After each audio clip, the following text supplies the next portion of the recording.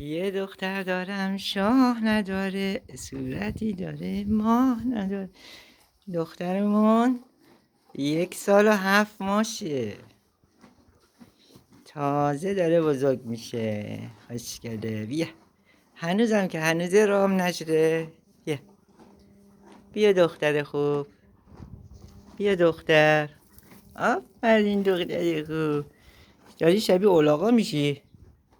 تو اسبی خدا نکرده. مامانی کو؟ مامانیت هم بار داره غذا میخوره. نگاه، اونم مامانیت.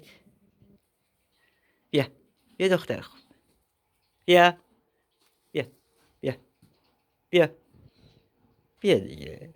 گارد میگی منو بزنی؟ بی ادب. بوده بیا دختر خوب، بوده دختر. اینجا بزن. بیا بیا بیا بیا بعد تو آخر بزن. بیا بیا اینجا. بیا. چقدر تو بی تربیتی.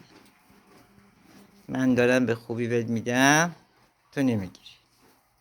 این یک دفعه دستم کتک خورد، عصبانیم کرد. برای همین هنوزم میترسه از من. هنوز که هنوزه میترسه.